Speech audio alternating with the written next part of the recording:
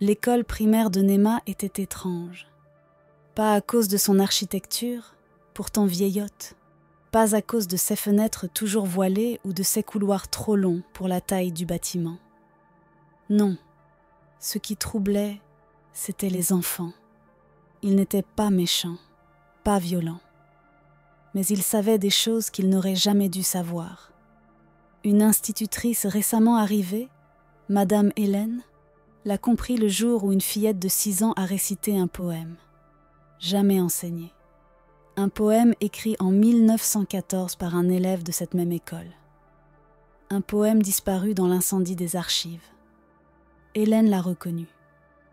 Parce que ce texte, elle l'avait trouvé chez son grand-père. Un ancien élève de Néma, mort sans jamais parler de son enfance.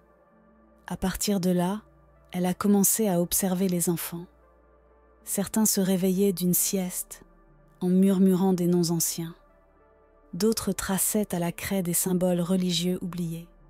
Un garçon, Léo, a été surpris en train d'écrire en vieil araméen sur son cahier d'écriture.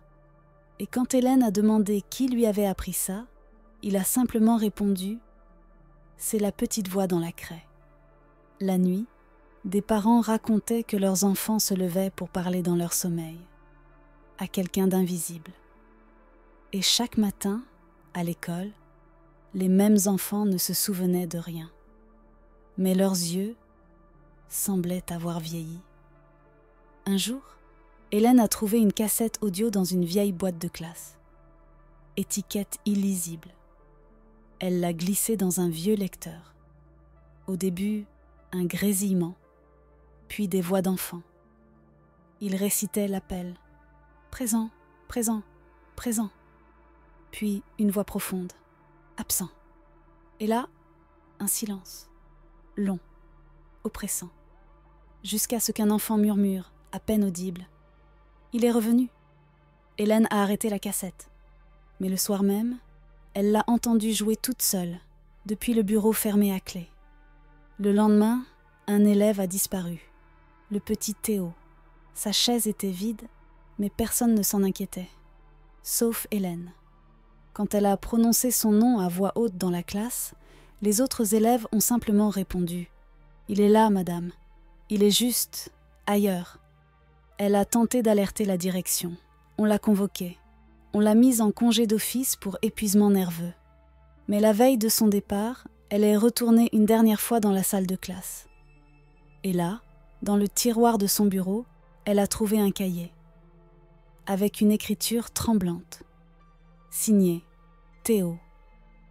Chaque page racontait ce qu'il vivait, de l'autre côté. Ici, les murs sont gris et sans fin. Les professeurs n'ont pas de visage. Les leçons ne s'arrêtent jamais. Et chaque fois qu'on oublie un mot, on oublie un souvenir. À la dernière page, une phrase en rouge. « Dis-leur de ne pas nous écouter. Chaque voix est un piège. » Depuis ce jour, la salle de classe numéro 7 est condamnée.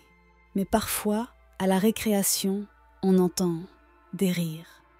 Et quand les enseignants les cherchent, aucun enfant n'est absent. Du moins, pas sur le registre.